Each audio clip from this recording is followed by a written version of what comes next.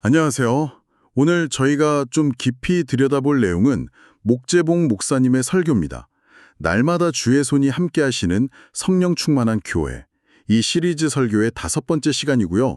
사도인전 17장 1절에서 9절 말씀을 다루고 있습니다. 네, 오늘 설교에서는 크게 두 가지 중요한 포인트를 짚어볼 수 있을 것 같아요. 하나는 복음이 가진 힘, 그러니까 세상을 때로는 막 소란스럽게 만들 정도로 뒤흔드는 그 본질적인 힘에 대한 이야기고요.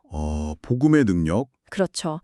그리고 또 다른 하나는 그 복음의 능력을 힘입어서 자신의 삶을 드렸던 사람, 바로 야손이라는 인물의 헌신에 대한 이야기입니다. 설교 시작할 때 그 비유가 참 인상적이었어요.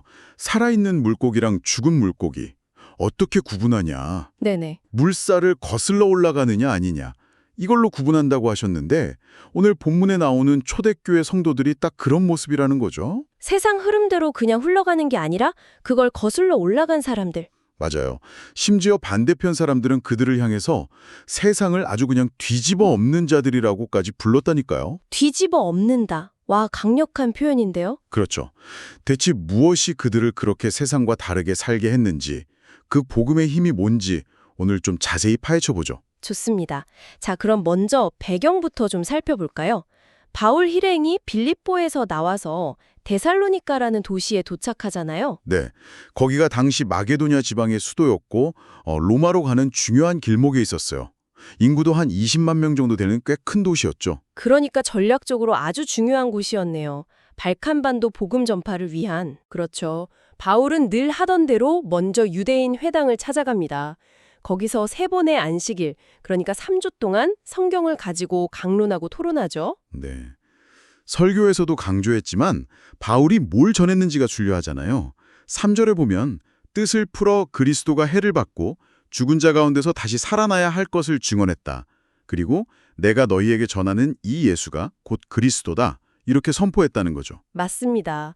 여기서 뜻을 푼다는 말이 그냥 설명한다는 차원을 넘어서 원어적으로는 마치 그 두루마리 성경을 활짝 펼쳐서 보여주듯이 구약의 예언들이 어떻게 예수님을 통해 성취되었는지를 아주 명확하게 논증했다는 의미예요. 그냥 지식 전달이 아니라 확실한 증거를 제시했다는 거군요. 그렇죠. 당시 유대인들은 로마를 몰아낼 그런 정치적인 메시아를 기다렸는데 바울은 전혀 다른 메시아, 그러니까 고난받고 죽으셨다가 부활하신 예수를 전한 거예요. 이것부터가 이미 기존의 통념에 도전하는 거였죠. 네, 그러다 보니까 반응이 정말 극명하게 갈렸던 것 같아요. 4절 보면 어떤 유대인들하고 또 많은 이방인들, 특히 경건한 헬라인의 큰 무리와 적지 않은 귀부인들, 이걸 받아들였다고 나오잖아요. 네, 맞아요. 경건한 헬라인이라는 건 유대교의 호감을 가지고 회당에 참여하던 이방인들을 말하고요. 귀부인들은 말 그대로 사회적으로 지위가 높은 여성들이었죠. 그러니까 복음이 특정 계층이 아니라 사회 전반으로 퍼져나가기 시작했다는 걸 보여주는 거예요. 영향력 있는 사람들까지 포함해서요. 네. 자, 그런데 역시나 강력한 반발이 바로 뒤따릅니다. 5절부터 보면 복음을 받아들이지 않은 유대인들이 시기심에 불타서 시장의 불량배들, 깡패 같은 사람들을 동원해서 소동을 일으키죠. 거죠. 바울하고 신라를 잡으려고 막 야손의 집을 습격했는데 못 찾으니까 대신 야손이랑 다른 형제들을 붙잡아서 읍장들, 그러니까 도시 관리들 앞으로 끌고 갑니다. 이때 이 사람들이 외친 고발 내용이 정말 중요하죠. 설교에서도 이 부분을 굉장히 강조했고요. 6절에 천하를 어지럽게 하던 이 사람들이 여기도 이르렀다. 이 어지럽게 한다는 말이 그냥 소란 피운다 정도가 아니라고요. 네, 훨씬 더 심각한 의미입니다. 원어를 보면 세상을 뒤집어 엎는다, turn upside down는 뜻이에요. 마치 혁명을 일으키는 사람들처럼 본 거죠. 와, 뒤집어 엎는다. 네, 그러니까 단순한 치안 문란 정도가 아니라 뭔가 체제를 위협하는 세력으로 본 거예요. 그게 7절에 더 분명하게 드러나죠. 죄목이 아주 구체적인데요. 이 사람들이 다 가이사의 명을 거역해서 다른 임금, 그러니까 예수라는 왕이 있다고 말한다. 이렇게 고발하거든요. 이거는 로마 제국 입장에서는 변명의 여지가 없는 반역죄죠. 황제 외에 다른 왕, 다른 주인을 섬긴다고 주장하는 거니까요. 이건 목숨이 왔다 갔다 할 수 있는 아주 심각한 정치적 혐의입니다. 그렇죠. 당시 초대교회 성도들의 핵심 신앙 고백이 예수는 주, 퀴리오스시다 였잖아요. 근데 그 퀴리오스, 주님이라는 호칭이 로마 사회에서는 주로 황제에게 사용되었던 거고요. 맞아요. 그러니까 유대인 고발자들이 이 점을 아주 교묘하게 파고든 거죠. 저 사람들 예수를 주라고 부른다. 이건 황제 폐하에 대한 반역이다. 이렇게 정치적인 프레임을 딱 씌워버린 겁니다. 아, 정말 악의적인 왜곡이네요. 바울 일행 입장에서는 정말 억울했겠지만 설교에서는 이 천하를 어지럽힌다는 비난이야말로 역설적으로 복음이 가진 진짜 힘을 보여준다고 해석해요. 그렇죠. 복음은 그냥 개인의 마음속 문제나 뭐 종교적인 위안에 머무는 게 아니라 당시 사회의 기존 질서, 가치관, 심지어 권력 구조까지 근본적으로 흔들어버리는 힘이 있다는 거죠. 말 그대로 세상을 뒤집어 놓는 힘. 네, 로마서 1장 16절 말씀처럼 복음은 구원을 주시는 하나님의 능력이다. 여기서 능력이 디나미스, 다이나마이트의 어원이 된 바로 그 단어잖아요. 맞습니다. 그만큼 폭발적인 힘이 있다는 거죠. 복음 안에는 세상을 변화시키는 하나님의 그 역동적인 에너지가 담겨 있는 거예요. 그러니 기존 질서에 안주하려는 사람들 입장에서는 그게 당연히 위협적이고 또 소란스럽게 느껴질 수밖에 없는 거죠. 이 소동의 한가운데서 설교가 또 주목하는 인물이 바로 야손입니다. 이름 뜻이 치료하는 자, 돌보는 자라고 하던데 정말 이름값 하는 행동을 보여주죠. 네, 그렇죠. 이 사람은 바울이 전한 복음을 듣고 믿게 된 사람으로 보이는데 위험을 무릅쓰고 바울 일행에게 자기 집을 거처로 내어줍니다. 그 당시의 상황을 생각하면 이게 정말 쉬운 결정이 아니었을 텐데요. 예수를 믿는다는 것 자체가 공동체에서 배척당할 수도 있고 지금처럼 로마 당국의 반역자로 몰릴 수도 있는 상황이었잖아요. 그럼요. 엄청난 용기가 필요한 일이죠. 그런데 야손은 그냥 믿기만 한 게 아니라 적극적으로 복음 전하는 사람들을 보호하고 도왔다는 거예요. 자기 안위보다 하나님 나라의 일을 더 중요하게 생각한 거죠. 결국에는 바울 일행 대신 붙잡혀가서 고초를 겪잖아요. 9절 보면 야손하고 다른 형제들이 보석금을 내고 풀려났다고 하는데 아마 상당한 재정적 손해도 보고 사회적으로도 압박이 심했을 것 같아요. 네, 야손의 이런 모습이 바로 설교에서 강조하는 점이죠. 복음이 정말 한 사람의 삶에 들어오면 어떤 변화가 일어나는가.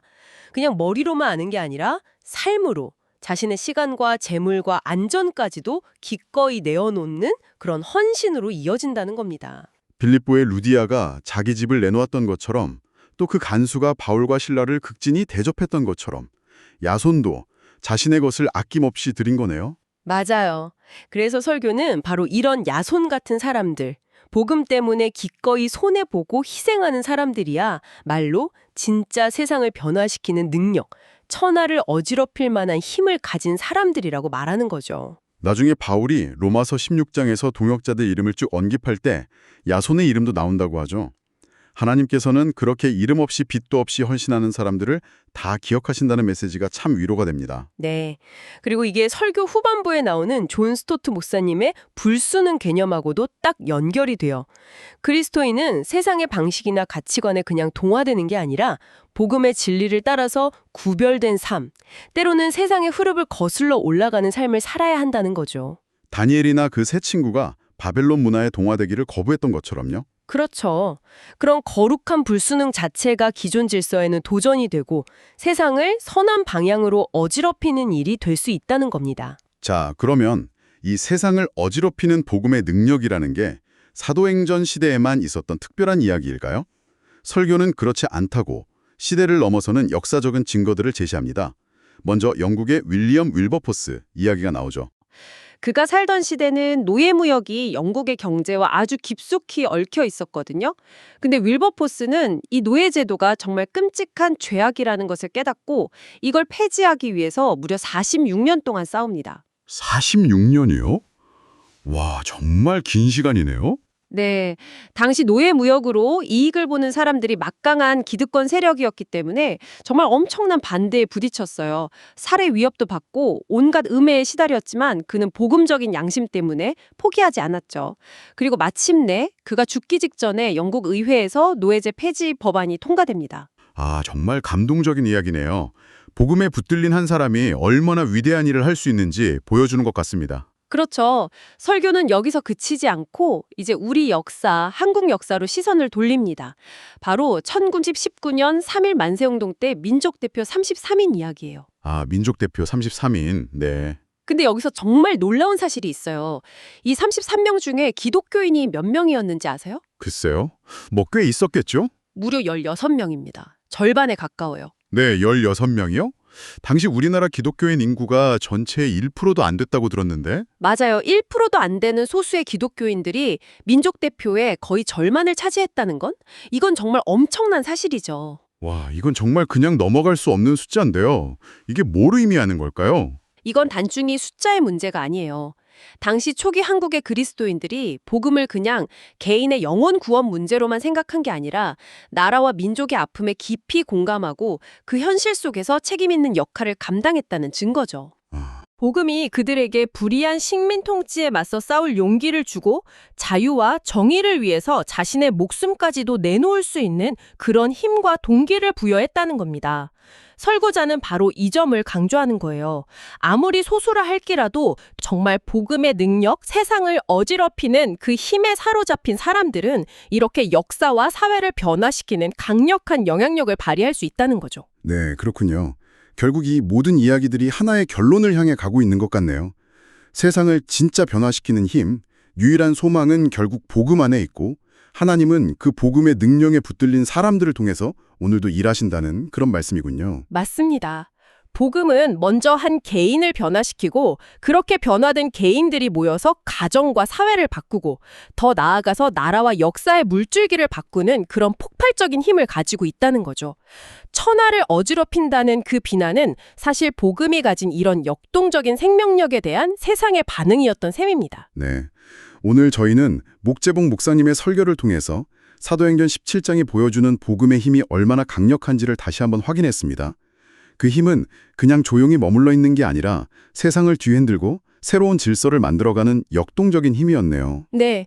그리고 야손의 삶을 통해서 진짜 믿음은 반드시 대가를 치르는 헌신으로 나타난다는 것도 봤고요. 맞아요. 설교의 마지막 부분은 자연스럽게 오늘 우리 시대로 넘어오는 것 같아요.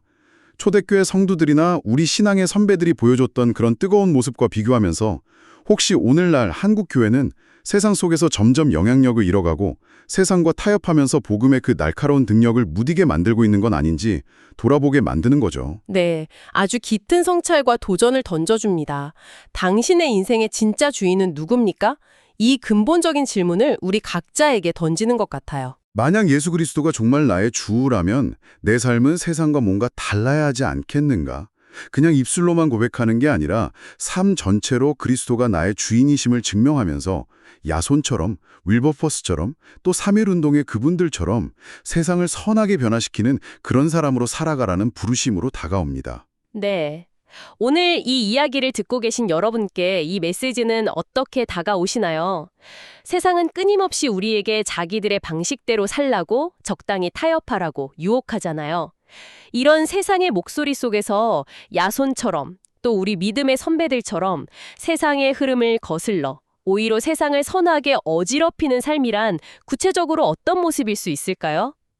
여러분 각자의 삶의 자리에서 여러분만의 방식으로 그리스도의 주되심을 드러내는 그 거룩한 불순응은 무엇일 수 있을지 한번 깊이 생각해 보시는 시간이 되었으면 좋겠습니다.